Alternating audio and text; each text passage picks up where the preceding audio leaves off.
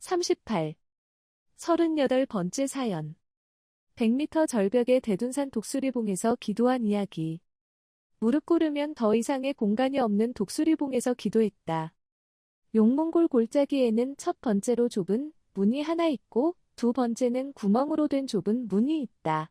그곳으로 나가면 철탑망대가 나온다. 그곳이 내가 기도하며 수도 생활을 한 중심지였다.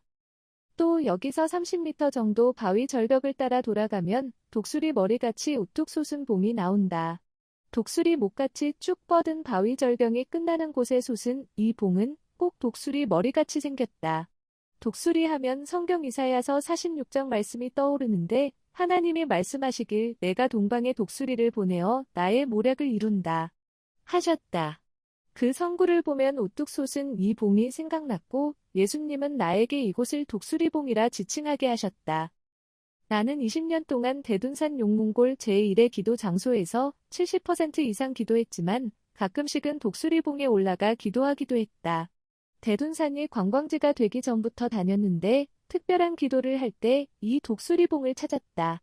성경의 깊은 뜻을 깨달으려 할 때나 혹은 심정이 괴롭고 고뇌가 몰아닥칠 때 혹은 집 근처 가까운 곳에서 기도하는데 인기척 소리가 난다든지 낮에 사람들의 눈에 띄게 될 때 혹은 집에서 형제들이 나를 본격적으로 찾으러 다닐 우려가 있을 때에는 위험한 환경을 무릅쓰고 의미 깊은 독수리봉으로 올라갔다. 독수리봉은 한 사람이 무릎을 꿇으면 더 이상의 공간이 없는 아주 좁은 곳이다. 혼자 겨우 앉거나 설 수 있는 공간이다. 둘이 올라가도 위험하다. 삼면이 100m 절벽인 암벽 지역이기 때문에 서로 몸길이 걸려서 넘어지기라도 하면 낙상사고로 죽는다. 혼자 있어도 바람이 세게 부는 날에 서 있으면 몸의 중심을 잃고 넘어질 수 있다. 그래서 바다 전복같이 바닥에 착 붙어 앉아서 좌우 바위를 손으로 꽉 잡아야 안 날아간다. 여기서 무릎 꿇고 기도를 했다. 독수리봉에서 기도한 것에는 여러 가지 뜻이 있었지만 무엇보다 이곳이 독수리 머리를 상징하는 자리였기 때문이다. 머리는 생각하는 지체이다. 좁은 독수리봉에서 기도할 때도 100m 절벽으로 떨어지지 않고 살았다. 그와 같이 독수리 머리에 올라가 있으면 생각이 잘 났다. 또 그 자리에서 기도하면 하나님과 예수님의 음성이 잘 들리고 영의 세계의 소리들이 들렸다. 물론 예전에 사명받고 기도할 때 그런 소리가 들렸지 지금은 그렇지 않다. 당시에는 그 재미로 독수리봉에 가서 더 기도를 했다. 독수리가 바위 절벽에서 산다더니 내가 그와 같았다. 독수리봉은 대둔산 전체의 중심지다. 어느 날 이곳에서 기도할 때 독수리 형상을 보게 하셨다. 눈을 뜨고 서서 좌우로 대둔산을 보니 독수리가 양 날개를 펴고 있는 것 같이 훤히 보였다. 또 독수리봉 앞에는 장엄한 하나님 바위가 있는데 그 높이가 150m나 된다. 그리고 독수리봉에서 산 쪽으로 보면 대둔산에서 최고 멋지고 아름답고 수영이 좋은 작품 소나무가 있다. 500년이나 된 안반솔이다. 2015년 3월 16일에 휴거 행사를 할 때 이 소나무 위로 구름 기둥이 하늘까지 치솟는 표적이 일어났다.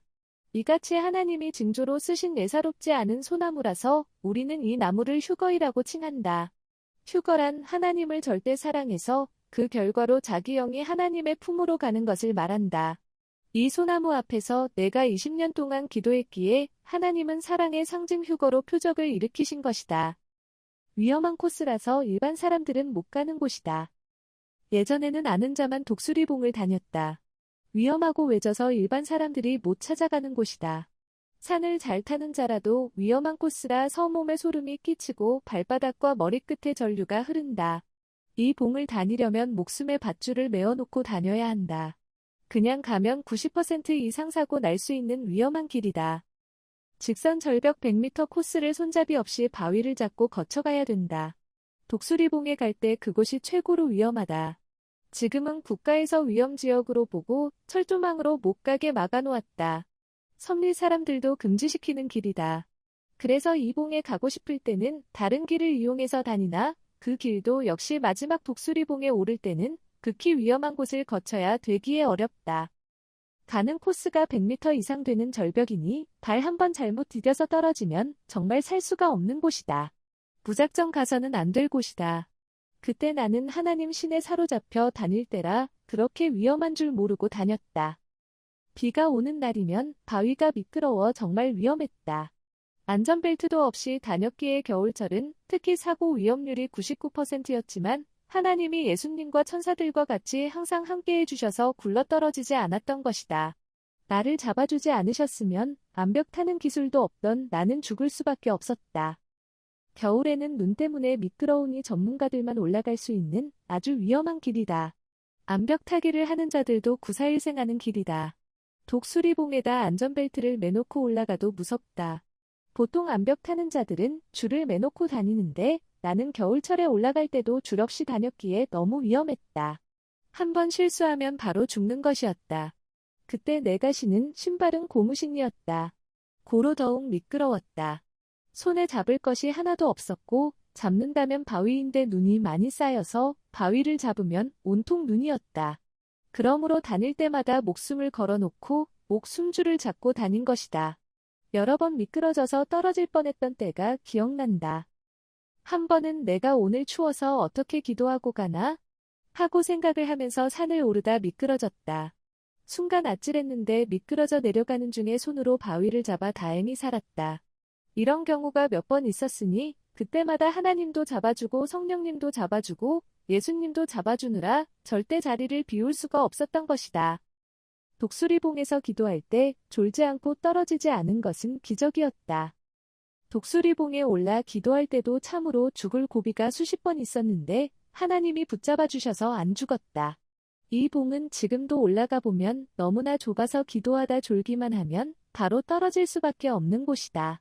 독수리봉에서 쳐다보면 삼면이 모두 바위 절벽 100m가 넘고 한쪽 올라가는 곳에만 겨우 발 디딜 틈이 있다. 그런데 여기서 기도하다가 한 번도 안 떨어진 것은 기적이었다. 만약 떨어졌다면 아무것도 잡을 것 없이 100에서 150m를 그대로 구르게 되니 살 수가 없는 것이다. 겨울에도 위험했지만 여름철에는 장과 싸워야 했는데 내가 한 번만 졸았으면 뒹굴어 떨어져서 죽었다. 나도 모르게 졸 때도 있었겠지만 잡아주신 것이다. 이건 역시도 전능자가 역사해 주신 표적이다.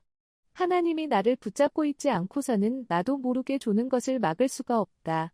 겨울철에도 여름철에도 여러 번 죽을 뻔했는데 하나님, 성령님, 성자가 예수님과 같이 나를 꼭 잡고 있었기에 산 것이 확실하다. 이곳에서 비 오는 날 미끄러져서 떨어진 사람도 있었다. 여러 사람이 올라가다 보면 떨어지는 경우도 생긴다. 그런데 관광하는 사람들은 뭣도 모르고 오른다. 여기서 보면 용몽골 전경이 다 보이기에 그것 보려고 무작정 올라가는 것이다. 독수리봉은 비 오는 날, 눈 오는 날 할 것 없이 365일 어느 날도 안전한 날이 없었다. 그만큼 위험한 자리였다. 그때 나는 하나님의 특별한 뜻이 있어 신같이 천사같이 다니며 이곳에서 기도하게 하신 것이다. 그 기간에 안 죽게 절대적으로 붙잡아 주셨으니까 오랜 기간 기도하러 다녔어도 안 죽고 산 것이다. 지금은 하나님이 붙잡아 주신데도 싫다고 안 갈 정도다. 옛날에 독수리봉에서 죽을 고비가 정말 많았기에 전능자 삼위일체가 지켜주셨던 것이 더욱 생각난다. 깊은 기도를 통해 영계에 들어갔을 때 무의식 중에 일어나 걸었다면 나는 끝장이었다. 기도를 깊이 하다 보면 여기가 독수리봉인지 방 안인지 모르기 때문에 정말로 더 위험해진다. 영계로 들어가서 기도하기 때문이다. 영계에 들어가면 어느 때는 자기도 모르게 일어나서 걸어간다. 그런데 독수리봉에서 기도할 때 한 번도 실수하지 않았기에 산 것이다. 만일 영계에 들어간 상태에서 내가 무의식 가운데 일어나서 걸어갔으면 공중에서 그대로 낙하했다. 생각해보면 무서운 환경에서 기도를 한 것이었다. 한 번은 기도하러 굴로 들어갔는데 정령코 굴 안에서도 최고 깊은 데 자리를 잡고 기도를 했다. 며칠간 기도한 후 눈을 떠보니 내가 기도를 시작했던 장소에서 위치를 옮겨 기도하고 있었다. 어떻게 되었나 보니 기도하면서 영계에서 걸어다니며 기도를 한 것이다. 그때 내 육신이 자리를 옮긴 것이다. 이와 같이 기도할 때는 무의식 가운데 딴 데로 가 있기도 한다. 방의 아랫목에서 기도하다 나중에 보면 윗목에 가 있기도 한다. 무의식 가운데 움직이기 때문이다. 내가 만약 독수리봉에서 일이 했다면 끝장이었다. 그런데 단 한 번도 그렇게 안 했으니 신기하지 않느냐. 기적이다. 표적이다. 하나님이 그 자리에 안전망을 뒤집어 씌워놨던 것이다. 지난 날을 생각하면 끔찍하기만 하다. 꿈 같은 지난날이지만 실제로 그리했던 것이다. 거기서 기도할 때 내가 더 신경 써서 내 허리끈을 바위에 메고 기도했으면 안전했을 것인데 그때는 그런 지혜로운 생각을 못했다. 그러다 보니 참으로 위험하게 기도했던 것이다. 지금은 이 봉에서 기도할 필요가 있으면 바위에다 나를 로프로 묶어놓고 할 것이다. 2021년에도 가보고 삼위와 예수님과 천사의 보호를 실감했다. 가끔 제자들이 독수리봉에 가보고 싶다고 같이 가자고 해도 안 갔다. 위험도도 높고 끔찍했던 옛날 생각이 나서였다. 그러다 2021년에 몇 명과 같이 기념사진을 찍으러 갔다. 무서워서 독수리봉에 오르기 싫었지만 목적을 위해 할 수 없이 위에다 밧줄을 매놓고 달달 떨면서 올라갔다. 그러면서 그 전에 어렸을 때는 어떻게 다녔을까? 생각했다. 그날 독수리봉에 올라 기도하는데 눈물만 쏟아지면서 아, 하나님과 성령님이 늘 나를 붙잡고 다니셨구나. 함을 절실히 깨닫고 더 감사하게 되었다. 그날 내가 기도했던 곳을 보여주려고 큰형도 데리고 갔었다. 그런데 큰형은 독수리봉까지는 감히 올라갈 수 없다고 더 이상 못 가겠다고 10m 밑에서 쳐다만 보더니 내가 이런 곳에서 기도를 했구나 하며 생각을 깊이 하는 모습이었다. 이같이 극적으로 하여 엄청난 복음을 온 세상에 전하게 된 것이구나라고 생각하는 듯했다. 그러더니 내가 지난날에 행한 것을 인정했다. 옛날에 기도하러 다녔던 때를 떠올리면 겨울철에는 미끄러질까봐 눈이 쌓인 바위를 헤치며 눈이라도 잡고 다녔던 기억이 나고 여름철에는 조심해서 다람쥐처럼 바위에 붙어 다녔던 기억이 난다. 그때는 맨손으로 암벽타기를 잘했다. 하나님도 바쁘시니 하루 이틀도 아니고 늘 나만 붙잡아 주실 수는 없어서 내게 암벽타기를 가르치신 것이다. 한 번은 독수리봉에서 기도하려고 바위를 올라가는데 건너편에서 암벽타기 하는 산악회원들이 소리를 지르며 위험하지 않느냐고 말하는 소리들이 들려왔다. 자기들은 암벽타기 할 때 줄을 매놓고 하기 때문이었다.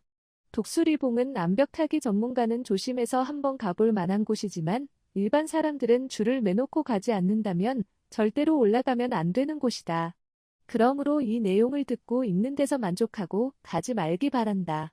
독수리봉은 굳이 안 가도 월명동 별봉정에서 망원경으로 보면 바로 눈앞에 보인다. 앞에서도 말했지만 독수리봉은 내가 무릎 꿇고 기도하면 나머지는 앉을 장소가 없는 좁은 공간이다. 하나님도 발 디딜 곳이 없으니 허공에 떠서 나를 쳐다보셨다. 그렇게 좁은 곳이다. 수도 생활을 할 때는 이곳에 앉아서 기도도 하고 나중에는 팔다리가 저리고 아프니까 운동도 했다. 운동이라 해봐야 기지개 켜기 아니면 다리 펴기 운동인데 그것조차 위험한 때가 많았다. 또 오랫동안 기도하다 일어서면 순간 중심을 잃고 휘청거릴 때가 있다. 그럴 때는 정말 위험하다. 휘청이다 독수리봉에서 떨어지면 비행기가 공중에서 낙하하듯 그대로 떨어지기 때문이다. 높은 독수리봉에서 있으면 발바닥이 간질간질, 뇌가 어지러질, 눈이 가물가물하면서 형 기증이 났다. 이 봉에서 기도하는 기간 내내 천사도 보호하고 예수님도 보호하고 하나님과 성령님과 성자도 늘 나를 보호해 주신 것이다. 그리하여 떨어지지 않고 기적적으로 살 수 있었다. 이같이 나를 돕고 죽음에서 살려주신 것은 결국 하나님의 몸이 되게 하여 세상 모든 사람들의 육과 영을 살리는데 쓰시고자 함이었다. 나는 이 뜻을 깨닫고 20년 동안의 수도 생활을 끝마친 후 산에서 내려와서 34세부터 하나님과 성령님과 성자께서 내게 주신 말씀을 전하기 시작했다. 누구든지 하나님이 평생 도와 육을 살려주고 영을 살려주신 것을 귀하게 생각하여라.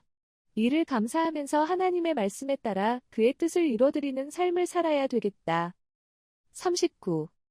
39번째 사연. 대둔산 바위에서 내려오지 못해 몸부림친 이야기.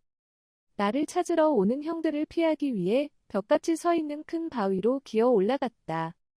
대둔산 용몽골 골짝 최고의 경관이 보이는 곳에 지금은 철탑망대가 있다. 거기가 전망대이다. 내가 기도하러 다닐 때는 철탑망대가 없었기에 거기서 기도를 했다. 비교적 안전한 편이었지만 그래도 안전 설비가 안 되어 있을 때라 전망대 끝에는 100m가 넘는 절벽이 있어 무서웠다. 한 번은 형들이 내가 이곳에서 기도한다는 소문을 듣고 나를 찾으러 이곳에 온다는 소식이 내게 들려왔다. 그렇게 되면 나는 형들에게 잡혀 집으로 끌려가야 했다. 형들이 늘 나에게 기도 다니지 말라고 말을 했던 때였기에 내가 안 잡혀가려면 기도하는 곳에 아예 더 높이 올라가든지 이곳에 있으려면 우선 형들이 못 올라오는 바위로 올라가 있어야 한다고 생각했다. 그래서 내가 기도하던 장소에서 가장 가까운 곳으로 피하기로 했다. 여기저기 다 보았는데 마땅한 장소가 없었다. 그때 옆으로 10m 떨어진 곳에 큰 바위 하나가 솟아있는 것이 보였다. 바위에는 소나무가 나 있어서 거기로 들어가 있으면 잘 보이지 않겠다는 생각이 들었다. 다른 곳에서는 다 보일 것 같아 며칠간 그 바위로 올라가서 피해 있어야 되겠다고 생각했다. 그때는 혼자 너무 걱정을 해서 불안과 공포가 내 머리를 휩쓴 것이다. 그저 무서워하기만 했다. 형들이 곧 올 것만 같아서 그 바위 위로 급히 올라갔다. 바위가 벽같이 가파르게 서 있어 올라가기가 힘들었다. 처음으로 그 바위에 올라가는 것이었다. 이때 바위를 잡고 올라가다 손이 미끄러져 그대로 뒤로 떨어질 위기에 순간을 맞기도 했다. 만약 떨어졌으면 바위에 부딪혀 머리가 깨져서 죽었을 것이다. 나는 30분 동안 몸부림을 치며 간신히 기어 올라갔다. 그렇게까지 안 해도 되는데 참으로 어리석고 미련한 짓을 한 것이다. 한 가지만 생각하고 죽음의 사선을 막 넘어갔던 것이다. 큰 바위에서 내려가기가 불가능했다. 하나님이 붙잡아 주셔서 죽지 않고 겨우 내려왔다. 바위 위에 올라가 소나무 속으로 들어가니 절대 안 보이는 위치였다. 밑에서는 볼 수가 없었다. 바위 높이는 그렇게 높지 않았지만 납작하게 엎드려 있으니 밑에서는 절대 보이지 않았다. 거기서 3일 정도만 있다가 내려가기로 하고 나는 그곳에서 기도했다. 소나무 안에 들어가서 소나무를 잡고 기도하니 안전했다. 그런데 3일 동안 아무도 오는 사람이 없었다. 형들에 관한 것은 헛된 정보 같았다. 그래서 결국 바위에서 내려가려고 하는데 내려가기가 불가능했다. 가파른 바위에 일단 오르기는 했는데 그 길로 내려간다는 것은 생각보다 너무 힘들었다. 전혀 내려갈 수가 없었다. 고로 당황하고서 어찌할 줄을 모르고 거기서 울고만 있었다. 소나무에다 로프를 메고 내려와야 하는데 로프도 없고 사람도 없었기 때문이다. 괜히 헛정보를 받고 고생만 하고 지옥 고통을 받고 있는 것이었다. 결국 하나님께 간절히 기도를 했다. 제발 내가 내려갈 수 있게 붙잡아 달라고 하고 내려가기로 마음을 먹었다.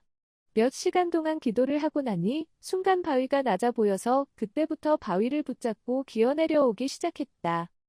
높이는 그리 높지 않았지만 벽 같아서 내려오다 몇 번이나 떨어질 뻔했다.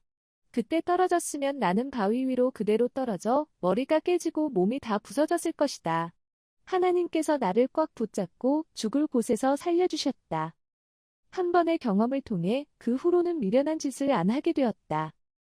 정말 위험한 장소에서 겨우 내려온 날이었다. 나는 그때 그렇게 혼나고 나서 평생 다시는 누가 쫓아와도 그 바위 위로는 안 올라가겠다고 결심하고 그 후로 안 올라갔다. 적한테 쫓긴다고 해서 두려워하고 무서워하며 그것만 피하려고 막 도망가다가는 적한테 죽지 않고 자기 실수로 인해 죽는다는 것을 깨달았다. 그렇게 기도 생활을 했는데도 한 번 마음이 두려움에 꺾이니 걷잡을 수 없었던 것이다. 사람이 한 가지만 생각하고 해서는 다음 문제에 부딪혀 죽게 된다. 100% 알아보고 해야 한다.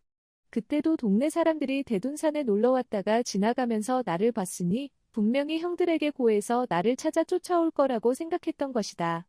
내 생각만 하지 말고 하나님 생각도 했어야 했다. 하나님은 형들에게 말을 못하게 나를 본 자들의 입을 틀어막았던 것이다. 항상 어떤 상황이든지 자기만 생각하지 말고 하나님은 어떻게 생각하시는지 물어봐야 실수를 안 한다. 얼마든지 옆에 다른 숨을 곳도 많았었다. 그곳에서 길로 나가 조용한 숲속에 있었으면 됐는데 왜 그런 생각을 못했는지 참으로 미련했다. 사람이 죽으려면 별 미련한 짓을 다 한다더니 내가 그 무지한 짓을 한 것이다. 그 후로는 집에서 쫓아온다 해도 오히려 만나서 담대히 이야기하자 생각하고 바위로도 안 올라가고 숨으러 딴 곳에 가지도 않았다. 한 번의 경험을 통해서 유능한 생각을 하게 되고 다시는 미련한 짓을 안 하게 되었다. 어떤 경우라도 상황을 살피며 침착하게 해야 한다. 나쁘게 의식하면 스스로 충격받고 뇌가 터져 죽을 수가 있다. 두렵고 무서우니 자살해 죽을 수도 있는 것이다.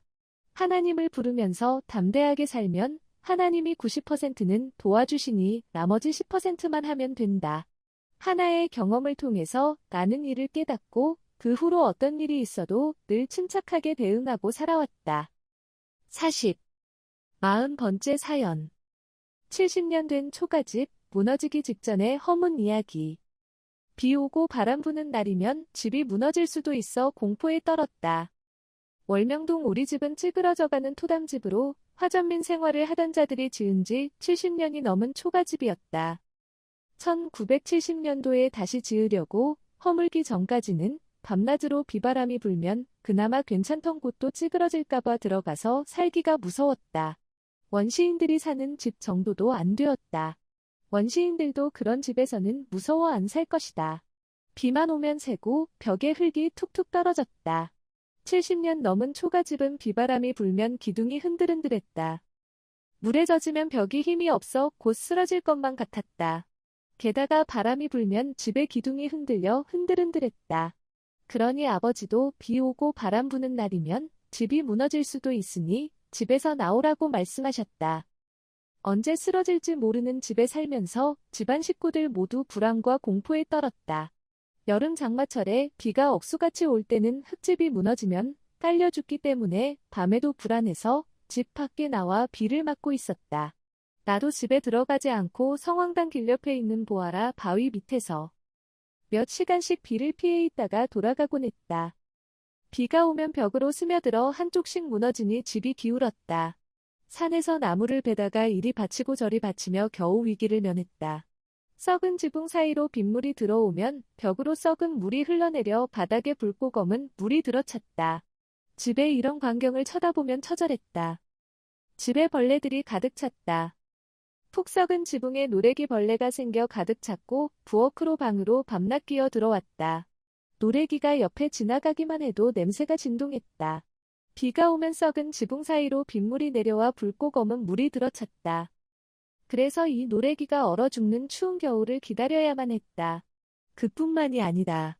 방에는 진드기, 벼룩, 모기, 이가 수백 마리씩 살고 있었다.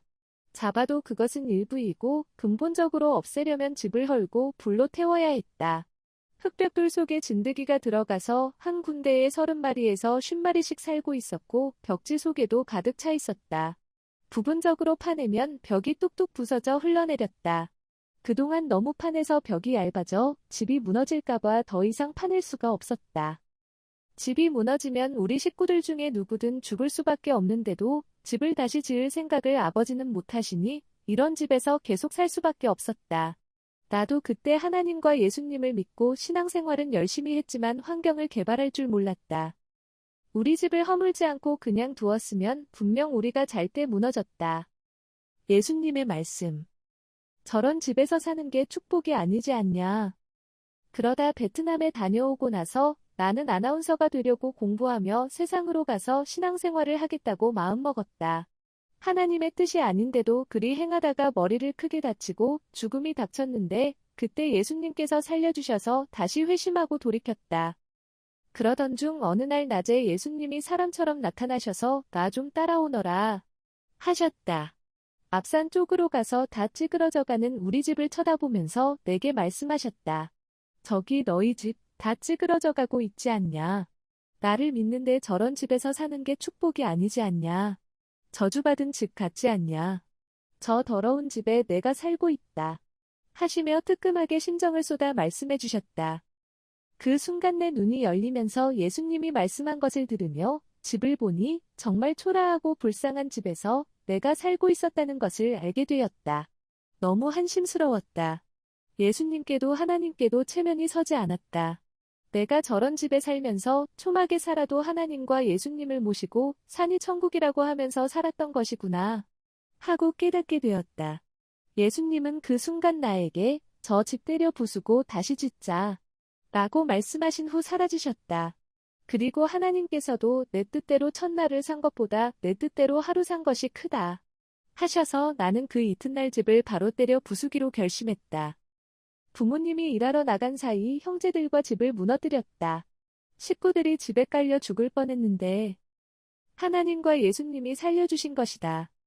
때는 1970년 늦봄이었는데 아버지와 어머니가 회골로 일하러 나간 사이에 나는 동생 영자, 규석, 범석, 용석을 설득해 예수님이 나에게 환상으로 나타나 말씀하신 대로 집을 부수기로 했다. 동생들에게 말하기를 우리가 여기서 살다 집이 무너지면 죽는다. 그러니까 우리 헐어버리자.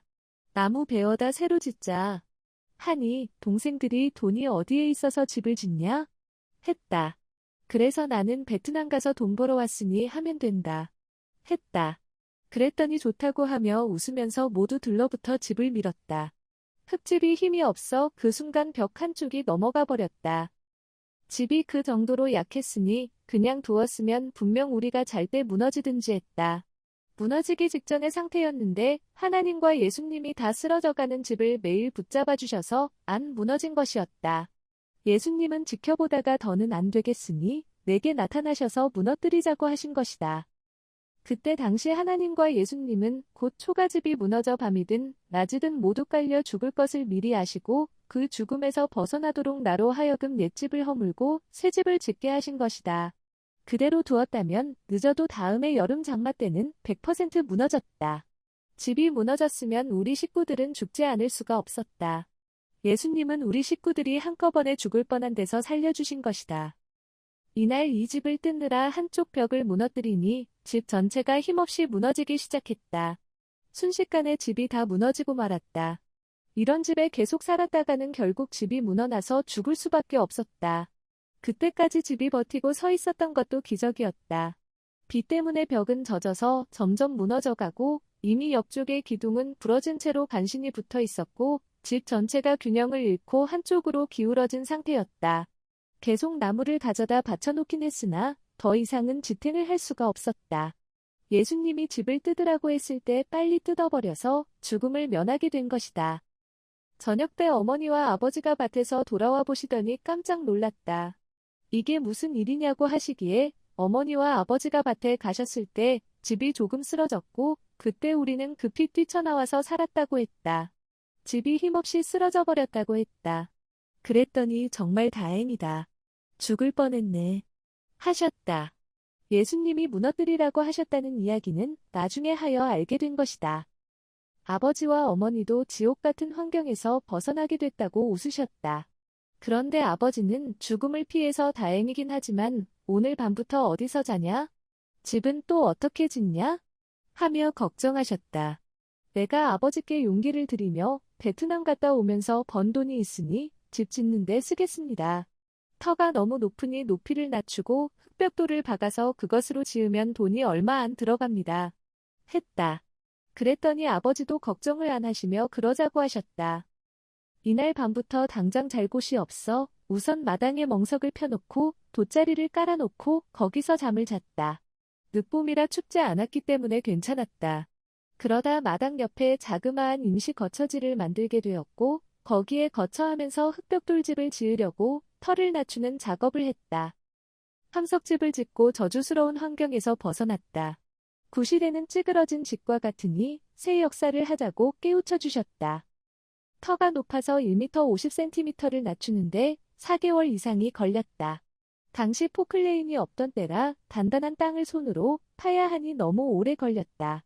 거기서 파낸 흙으로 흙벽돌을 박아내서 그 해에 흙벽돌집을 짓기 시작했다. 여름 장맛비가 올 때는 비닐로 덮어놓고 가을까지 작업해서 집을 지었다. 그것이 옛날 함석집, 1970년도에 건축한 집이다. 그 집을 지어서 어머니와 아버지께 방 하나씩 드리고 우리는 큰 방에서 살았다. 진짜 축복받은 집 같았다. 드디어 저주스러운 환경에서 벗어났다. 집이 천국같이 좋았다.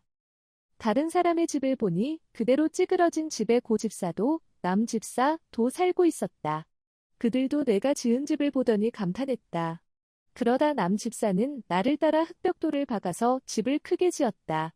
이렇게 하면서 예수님은 나의 환경을 전환해 주시고 환경천국을 만들어 주셨다. 그때 초가집을 무너뜨리고 새롭게 함석집을 지음으로써 식구들이 죽을 고비에서도 벗어나고 진드기, 벼룩, 반대, 이 모기가 가득했던 지옥 같은 환경에서도 벗어나게 되었다. 예수님은 그때 우리 집을 통해서 구시대는 찌그러진 집과 같다. 새 역사를 하자. 고은밀. 하게 깨우쳐 주신 것이다. 구시대에서 나와야 새시대에서 살 수 있다. 하나님이 새시대에 새로운 역사를 하시는 것은 마치 옛집을 때려 부수고 새집을 지어 사는 것과 같다고 예수님은 깨우쳐 주셨다. 그래서 나는 지난날 환난과 핍박을 받으면서도 새시대의 신앙을 지켜왔고 또 고통과 몸부림 속에서도 기어이 행하여 환경도 천국같이 만들었다. 지옥 사망권에서 구원하여 천국 인생으로 만들기까지 3위가 도우신 것을 생각하여라. 함석집에서 10년 살고 결국 이 집도 1978년부터 섭리 역사를 시작한 후 월명동을 개발하면서 때려 부쉈다. 그 후 북쪽 별봉정 산기슭에 집을 지으라고 하나님이 자리 잡아주셔서 1998년도에 청기와 집을 지었다. 거기에 어머니를 살게 해드리고 나는 다음 해부터 해외로 나가 복음을 전했다. 2018년에 모든 임무를 마치고 월명동에 들어와 그때부터 내가 살게 되었다. 그리고 2020년에는 옛 초가집 장소에다 천년가는 기념관을 지었다. 이와 같이 하나님, 성령님, 성자와 예수님은 시대를 따라 계속 새롭게 환경을 만들어주셨다. 신앙도 옛것을 때려 부수고 새 시대의 새 것으로 전환하여 축복을 받는 것이다. 그리하여 영도 축복, 육도 축복을 받아야 한다. 저마다 지난날의 사연을 잊지 말고 감사하여라. 자신도 환경도 하나님과 성령님과 성자가 도와서 기적적으로 된 것이다. 하나님이 자기를 지옥 사망권에서 구원하여 천국 인생 사랑의 대상체로 만들기까지 얼마나 고생하고 행하셨는지 생각해야만 현재의 자기를 귀하게 여기고 주신 환경도 뺏기지 않고 지켜 살게 된다. 41. 41번째 사연. 인삼 지주목을 싣고 오다 차 사고 난 이야기. 원산지에서 인삼 지주목과 발을 싸게 사와서 마을 사람들에게 나눠주는 일을 했다. 군에서 제대하고 이듬해 금산 특산물인 인삼 재배에 주력할 때다. 인삼을 많이 재배하게 되니 인삼 지주목과 인삼을 덮을 지붕, 발이 많이 필요했다. 원산지에서 사오면 아주 싸다는 소문을 듣고 천안, 진천, 보은, 속리장 근방으로 답사를 가보니 정말 싸고 좋았다. 그래서 나뿐만 아니라 마을 사람들도 모두 값싸게 사다 쓰면 좋겠다고 생각하고 고향에 돌아와 사람들에게 이 사실을 알려주었다. 사람들은 어차피 쓸 것인데 싸고 좋은 물건을 쓰자고 하여 평소에 쓰는 지주목과 발의 값보다 3분의 1 정도 싸게 값을 결정하고 각자 필요한 대로 신청했다. 그 돈들을 내가 맡아 지주목과 발을 사 나르기로 했다. 먼저 진천에 가서 작은 형이 소개해준 사람, 월명동 산 너머에 사는 최 씨를 만나 계약한 후 1차로 인삼발과 지주목을 4트럭 싣고 와서 마을 사람들에게 나눠주었다. 모두 너무 싸게 사서 좋다고 하며 기뻐했다. 내 이익을 조금 남기더라도 하나님과 예수님을 홍보하면서 싼 값에 해주니 사람들이 역시 예수님 믿는 사람이 좋아 했다. 나도 그 모습을 보니 정말 기뻤다. 어떻게 하면 모든 사람들에게 큰 유익을 주고 보람되게 살 수 있는지도 생각하게 되었다. 그리고 2차로 진산에 사는 박승호 씨와 함께 천안 지역에 가서 지주목 4트럭을 또 실어 오게 되었다. 지주목을 싣고 오던 차가 미끄러져 언덕을 들이받았다 안 다치고 산 것이 기적이다. 그날 지주목을 싣고 대전을 거쳐 마전을 지나 진산으로 오는 길이었다. 나는 맨 앞에 트럭에 타고 있었는데 마전 지나 진산으로 오면 서산 고개를 넘는 중에 내가 탄 차가 내리막길에서 눈얼음에 미끄러져 언덕 바깥으로 기울었다. 이때 운전수가 살려고 산 쪽으로 운전대를 돌리는 바람에 차가 언덕을 들이받고 뒹굴다 처박혀 쓰러져 버렸다. 때는 2월이라 길이 얼었기 때문에 차가 미끄러진 것이었다. 너무 충격이었다.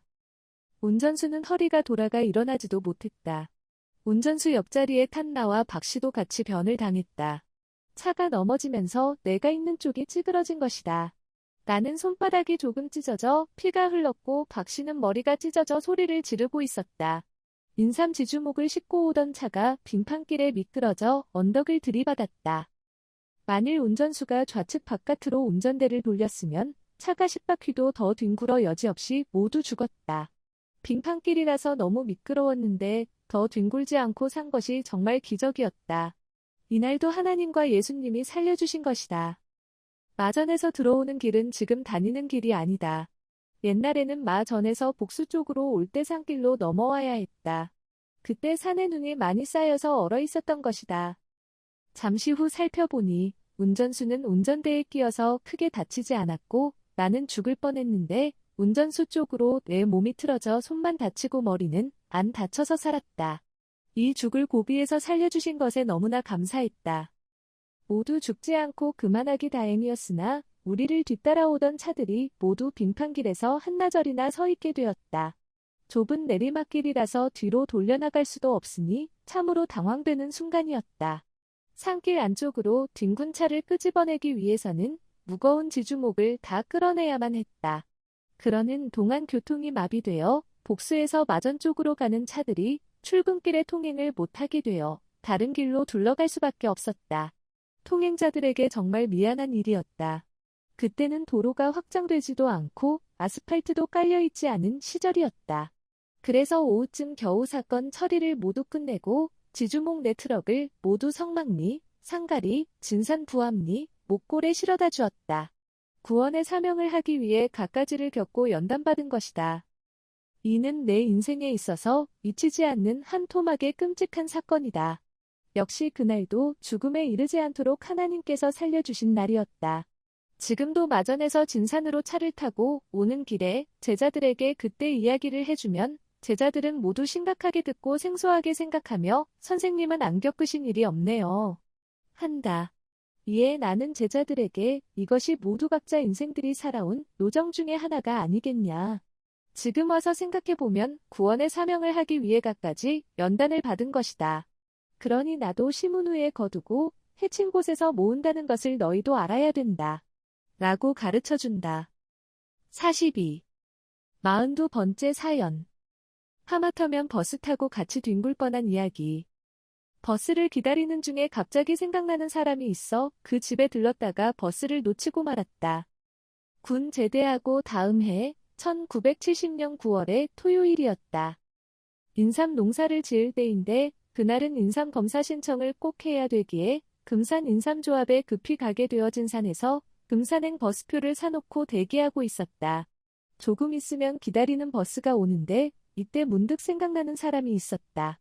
내 고향 교회에서 주일학교 교사를 하다 진산에 의상실을 차린 여자인데 갑자기 그의 가게에 가보고 싶어졌다. 그 마음을 참고 견딜 수가 없어 잠깐 갔다 와야지 하고 그곳으로 갔다. 성령이 나를 감동시켜서 안 가고는 못 견디게 역사하셨던 것이다.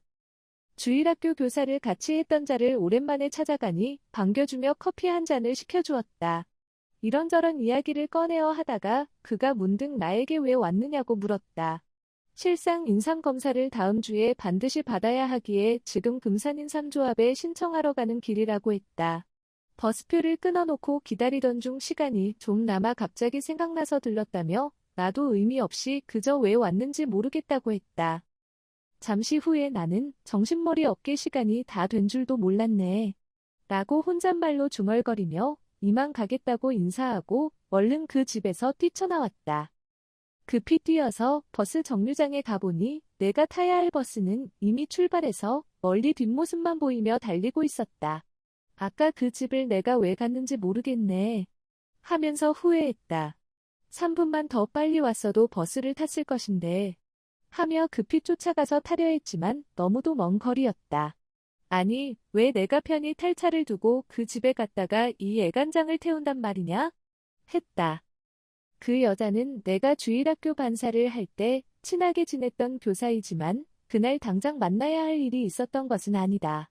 반면 인삼조합은 토요일에 오전 근무만 하는데 그날이 토요일이라 그 버스를 타고 가지 않으면 오전에 신청을 못하게 되는 것이었다. 택시를 불러 타고 가는데 앞서 가던 금산행 버스가 굴러 사고가 났다.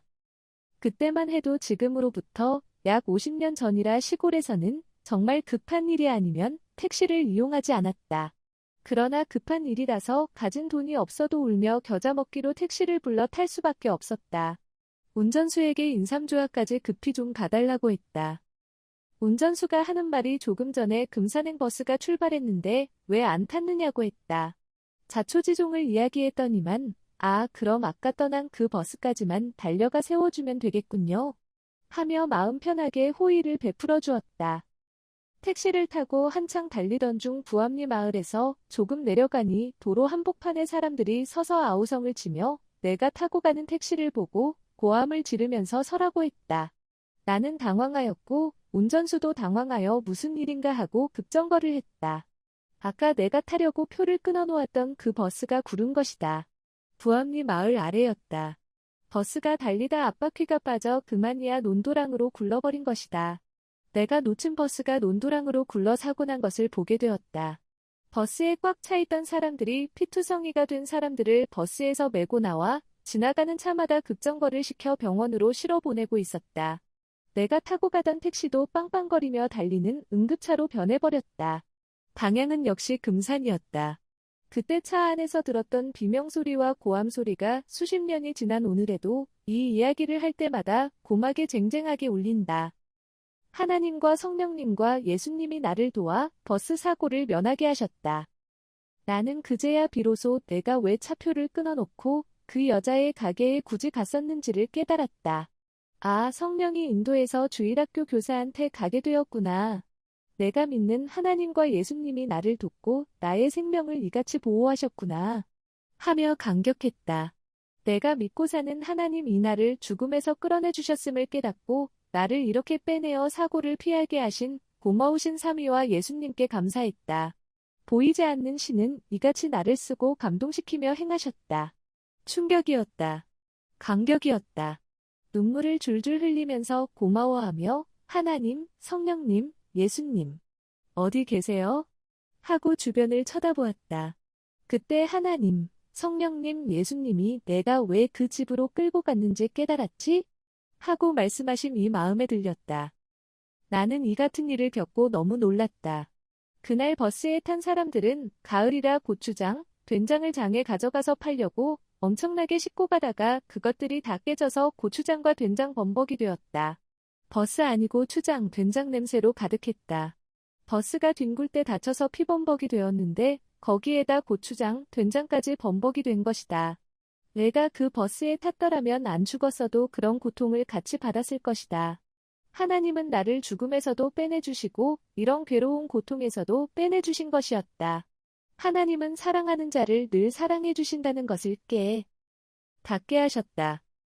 이런 일을 당하고 나서 그날 진산에서 만났던 여자 교사에게 그 이야기를 했더니 버스가 뒹굴었다는 소리를 자기도 들었다고 하면서 그 버스에 나도 같이 타고 뒹굴어 다친 줄 알고 깜짝 놀랐다고 했다. 그러면서 그날 자기 가게에 온 것은 하나님이 인도하신 것이 라며 이를 깨닫고 감격했다. 하나님은 이와 같이 생명을 항상 지켜주시며 죽음에서 살려주신다. 와 죽음과 어려움과 고통의 사고를 안 당하도록 미리 나를 감동시켜서 틀어 역사하신 것을 이후에 또 확인하고 깨달은 날이었다. 죽음에서 살려주신 삼위께 모두 영광을 돌릴지어다. 내가 겪은 것 같이 모두 겪었을 것이다. 과거에 하나님이 살려주신 것들을 회상해 보아라. 하나님은 성령과 성자와 함께 이와 같은 방법으로 도우신다. 지금도 하나님은 말씀하시기를 타야 할 차나 열차나 비행기를 타지 않게 하므로 죽음에서 살려준 자가 많다. 깨달아라. 하신다. 하나님은 성령과 함께 감동시켜 행하시고 어느 때는 나의 입을 통해 말씀하여 행하시기도 했다. 이에 따라 사고 나서 떨어질 비행기를 타지 않게 되어 산 사람들도 많다. 사고 날 열차나 차를 타지 않아서 산 사람들도 많다. 뿐만 아니라 차 사고가 났는데도 그 죽을 고비에서 살아난 자들도 많다. 그러므로 오늘 하나님은 내가 겪었던 것을 말씀하시며 모든 사람들도 너와 같이 살려줬다. 이런 방법으로도 살려줬다. 하시며 이 글을 쓰게 하셨다. 전지전능하신 하나님, 성령님, 성자는 사람들이 인생을 살아나갈 때 모르고 행하여 맞게 되는 이 같은 죽음의 현장에서 늘 살려주신 것이다. 또 죽음이 덮치듯 큰 환난이나 어려움이 닥칠 때도 하나님과 성령님과 성자는 전지전능하시니 못할 것이 없이 행하셔서 환난에서 구원해 주시고 살려주신다. 지금도 그날 버스 사고에서 구해주신 생각이 나서 글로 남겨 하나님의 행하심을 증언한다. 성경에서는 하나님을 믿는 것이 지식의 근본이라고 말하고 있다. 오늘도 자기를 믿는 백성들에게 불꽃같이 역사하시고 눈동자같이 살펴주시는 하나님임을 깨닫는다.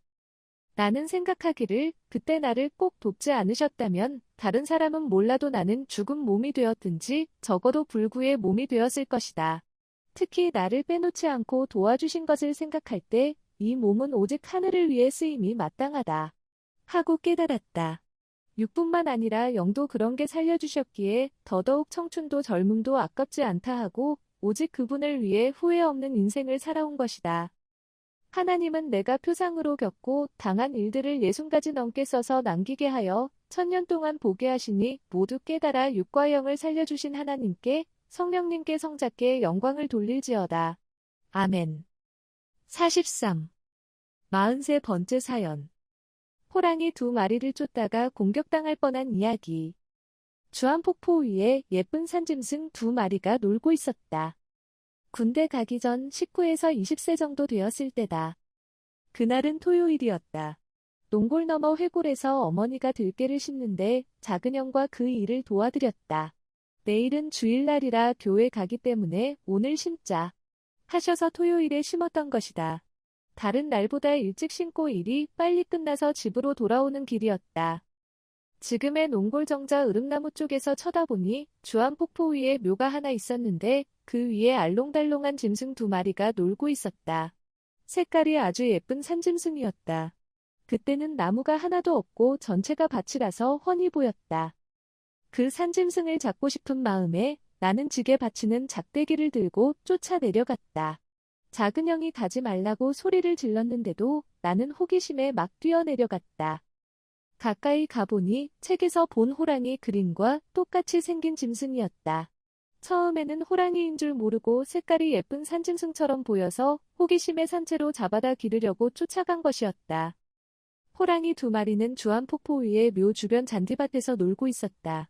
서로 올라타고 앞발로 밀어붙이며 재밌게 놀고 있는 호랑이를 나는 멍하니 쳐다봤다. 누르스름한데 약간 붉은 톤의 갈색이었고 등에는 검은 줄무늬가 쭉쭉 나 있었다. 색깔이 완연하게 또렷한 것이 정말 예뻤다. 그렇게 예쁘고 거죽이 화려한 동물을 실제로는 난생 처음 가까이에서 봤다. 둥그런 머리에 귀가 양쪽에 서 있고 눈은 큰 구슬같이 둥그렇게 박혀 있었다. 앞쪽을 보니 어깨와 다리가 아주 튼튼했다. 어깨가 쭉 벌어졌고 허리는 날씬했고 히프는 말처럼 뭉쳐서 튼튼했다. 또 발을 보니 엄청나게 컸다. 다리 굵기는 겨울옷을 입은 사람의 어깨같이 두꺼웠다. 꼬리는 털 짧은 강아지의 꼬리처럼 쪽 빠졌는데 꼬리에도 검은 줄이 그어져 있었다. 몸매가 늘씬한 사람을 보고 호랑이처럼 잘 빠졌다 하더니 정말로 호랑이 몸은 잘 빠졌다. 크기는 살찐 큰 개만 했는데 새끼가 아니고 다 큰 호랑이였다. 한국 토종 호랑이를 보면 큰 호랑이가 없다. 그나마 백두산 호랑이는 300에서 400kg 되는데 이 호랑이는 토종으로 40에서 50kg 정도 되는 것 같았다. 막상 호랑이를 가까이에서 보니 무서웠다. 산짐승을 잡으려고 멀리서 쫓아오기는 했지만 막상 가까이 와서 보니 머리끝이 서고 무서워서 내 몸은 벌써 굳어가고 마음은 두려움에 떨고 있었다. 위에서 나를 쳐다보던 작은 형은 호랑이다 하고 나에게 빨리 오라고 했다. 그때는 주위에 나무가 거의 없어서 작은 형은 멀리서 봐도 호랑이인 줄 알아챈 것이었다. 나는 작은 형한테 이리 좀 와보라고 소리를 칠 수가 없었다. 나보고 빨리 오라고 했기 때문에 내가 부른다고 올 리가 만무했다. 작은 형도 무서우니까 안 내려온 것이다. 그때 작은 형은 호랑이에게서 100m 정도 떨어져 있었고 나는 20m 정도의 거리였다. 내 앞에 작은 논이 있었는데 그 논 건너편에 바로 호랑이가 있었다. 재밌게 놀던 호랑이는 내가 나무 작대기를 들고 서 있으니 날 의식하듯 쳐다봤다. 내가 그냥 서서 보기만 하니까 호랑이도 나를 예사롭지 않다는 듯이 보고만 있었다. 사냥꾼이 아닌 것을 알고 확 도망가지도 않고 확 쫓아오지도 않은 것이다. 호랑이가 발톱을 쭉 뻗으며 공격하려는 자세를 취했다. 나는 이때 어떻게 호랑이를 잡을까? 호랑이가 이리로 다니는 것을 알았으니 나중에 올무를 놓았다가 잡을까? 하며 호랑이 잡을 궁리를 했다. 2마리나 됐기 때문에 오늘 쫓아가서 다 잡는다는 것은 불가능했다. 주안폭포 쪽에 있는 호랑이 2마리를 잡으러 쫓아갔다. 그런데 호랑이가 꼬리를 살살 돌리면서 앞다리에 힘을 잔뜩 주더니 나를 똑바로 쳐다봤다. 발을 보니 아까보다 더 커져 있었다. 발톱을 쭉 뻗은 것이다. 호랑이가 사람을 공격할 때는 발톱을 오므렸다가 쭉 뻗는다고 했던 말이 번뜩 생각났다. 또 소름이 끼치고 머리끝이 있는 대로 쭈뼛쭈뼛 섰다. 두 마리 호랑이는 내가 작대기를 들고 한참 서 있으니 공격하려고 순간 자세를 취한 것이다. 나는 그것도 모르고 그저 나를 쳐다보는구나 생각했는데 자세히 보니 공격하려는 폼이었다. 순간 도망치려 했지만 내가 도망가면 곧 쫓아올 것만 같았다. 이때 하나님이 나를 도우셨다. 호랑이가 공격하면 나는 일순간에 물려 죽는 것이었다. 두 마리나 되니 당할 수가 없었다. 호랑이는 상대가 자기를 공격할 것으로 눈치를 채면 여지없이 공격한다.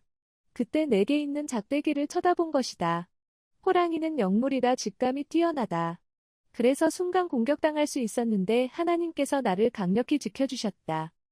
나는 속으로 예수님을 부르면서 두려움에 떨며 멍하니 쳐다보기만 했다. 그때 문득 호랑이가 사람을 쳐다볼 때 같이 쳐다보면 호랑이도 계속 쳐다보고 있다. 호랑이를 안 쳐다봐야 그 순간 사람 눈을 피해 호랑이가 자리를 옮긴다. 는 말이 생각났다. 나는 호기심에 호랑이가 어떻게 하는지 끝까지 쳐다보고 있었던 것이다. 이런 때 작은 형이 좀 쫓아 내려오기만 해도 좋은데 내 심정을 모르고 안 내려왔다. 작은 형이 소리 지르며 내려오면 같이 도망갈 텐데 하며 계속 애간장이 타들어갔다. 나는 소리를 지르려고 해도 소리가 안 나왔다. 벌써 위축감이 들어 뇌가 굳은 것이다. 그 순간 호랑이가 상그늘을 따라 움직였다. 호랑이는 상그늘이 내리면 그림자를 따라 내려간다. 이때 두 마리 호랑이는 주안폭포 바위 절벽을 뒤로 하고 거꾸로 내려갔다. 호랑이를 가장 정확하게 보여주신 날이었다. 이날같이 호랑이를 가까이에서 확실하게 본 날은 한 번도 없었다.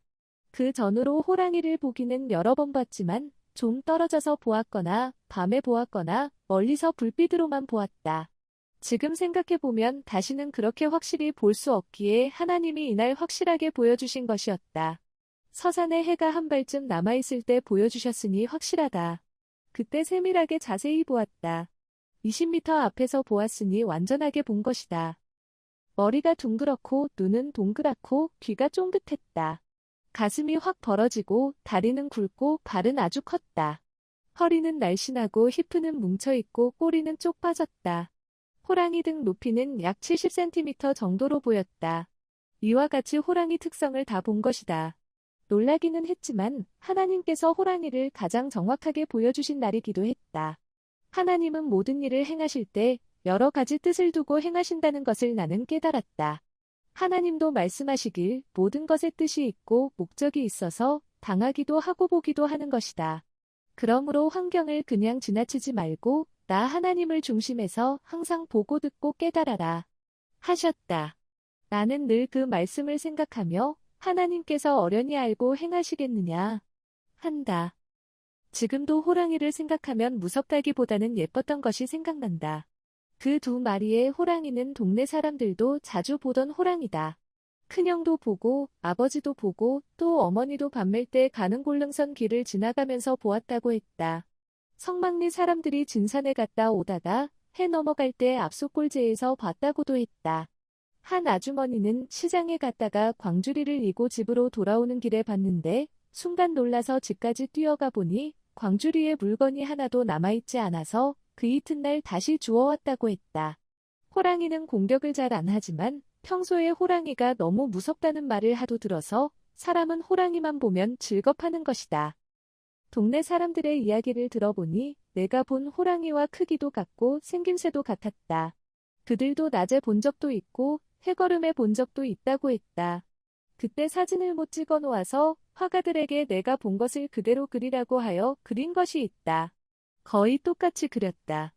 내가 본 호랑이를 화가들이 그린 것이다. 다리꼴 기도굴에서 기도하고 나왔을 때 호랑이를 보고 놀란 적 있다. 내가 호랑이를 보고 놀란 때가 또 있었다. 한 번은 노방전도를 갔다가 밤 12시 넘어 돌아오게 되어 다리꼴 기도굴로 갔다. 거기서 기도하다가 새벽 예배 시간이 다 되어 성막리 교회로 가려고 굴에서 나왔는데 건너편 묵살리 앞산에 큰 불덩이가 보였다. 인상캐 가는 도적놈인가? 하고 나는 플래시를 켜서 뱅뱅 돌리며 불을 비췄다. 그러고 나서 새벽 예배 드리러 가고 있는데 10분도 안 돼서 아까 보았던 불덩이가 내 앞에 와 있었다. 자세히 보니 호랑이가 눈에 불을 켜고 앉아있는 모습이 보였다. 어머니가 늘 말씀하시던 그 호랑이 불이 틀림없구나 하고 깜짝 놀랐다. 충격을 받아 순간 말도 안 나오고 두려움에 정신이 없어졌다. 눈에 불을 켠 호랑이가 비키지 않고 앞을 가로막고 있으니 교회로 갈 수도 없고 너무 무서웠다. 소리를 질러도 소리가 안 나왔다. 이때 눈을 감고 하나님, 성자, 성령님을 부르면서 기도했다. 그리고 인삼도적으로 오해하고 불을 깜박거린 것에 대해 잘못했다고 호랑이한테도 말했다. 새벽 예배 드리러 가는데 눈에 불을 켠 호랑이가 내 앞을 가로막았다. 눈을 떠보니 호랑이가 없어졌다. 나는 비 맞은 듯 온몸이 땀에 흠뻑 젖어 있었다. 그제야 숨을 몰아쉬고 다시 새벽 예배 드리러 교회로 갔다. 잔디광장 길로 다 와서 쳐다보니 멀리 감람산 쪽에 호랑이 불이 지나가고 있었다. 알고 보니 이 수놈 호랑이는 내가 플래시 불을 켰다 껐다 하며 흔드니까 암놈 호랑이가 신호 보내는 줄 알고 쫓아왔던 것이다. 어른들의 말을 들어보면 암놈 호랑이는 수놈에게 신호할 때 불을 깜박깜박하고 수놈 호랑이는 계속 불을 켜고 다닌다고 했다. 이날 갑자기 다가온 호랑이를 보고 물 한 바가지를 부은 것 같이 땀이 줄줄 흘렀다. 사람에게 죽음의 공포가 올 때 식은땀을 흘리다 죽을 수도 있겠구나 라고 생각했다. 사람이 놀라면 심장이 순간 마비되어 죽기도 하는데 이날 새벽에 하나님이 나를 도우셔서 심장마비 안 나고 살게 해주신 것이다. 사람이 한 가지만 생각하면 죽는 길로 간다. 호랑이 잡으려다 죽을 뻔했는데 하나님이 살려주셨다. 이때는 1960년대라 한국에도 호랑이가 많을 때다. 호랑이를 봤다고 해도 신기하게 생각하지 않았다. 산속에 사는 사람들은 자주 봤기 때문이다. 밤마다 호랑이가 감람산 정상이나 높은 산을 지날 때면 파란 등불을 잡고 가는 것 같이 보인다. 호랑이는 눈이 크고 눈빛도 강해. 밤에 보면 축구공만 한 불빛이 새파랗게 보인다. 개오지의 불빛도 그리 크다. 그에 비해 고양이나 다른 짐승들은 촛불같이 보인다. 이날 주안폭포 쪽에서 나는 호랑이 2마리에게 공격당해 죽을 수 있었는데 하나님이 살려주셨다. 호랑이를 잡으러 나무 막대기를 가지고 쫓아가다니 그렇게 어리석은 일을 한 것이다. 호기심 때문에 사람이 죽는 일을 한다. 또 사람이 한 가지만 생각하고 했다가는 죽는 길로 가게 된다. 이것을 함으로 다른 문제가 일어난다는 것을 반드시 깨달아야 한다. 나는 이 교훈과 계시를 실체로 받고서 확인하고 행한다고 행해왔지만 어느 때는 환경 따라 또 이런 처지에 놓일 때가 있고 무지 속에 당할 때도 많았다. 하지만 하나님이 나와 함께 하시고 성령이 나와 함께 하셔서 죽음의 위기를 넘기게 해주셨다. 이날도 내가 미련하게 호랑이를 확 쫓아가지 않게 해주셔서 살았다. 하나님이 나를 붙잡고 또 호랑이를 통해 내게 경고를 주어 더 이상 못 쫓아가게 하신 것이다. 그래서 안 쫓아갔지, 안 그랬으면 미련하게 확 쫓아가서 공격을 당해 일순간에 죽었다. 사람이 호기심에 죽고 미련하여 죽고 욕심부리다 죽고 몰라서 죽음이 닥칠 때가 많다. 이날도 몰라서 죽을 뻔한 날이었다. 그 광경 이 50여 년이 지났는데도 선연하다.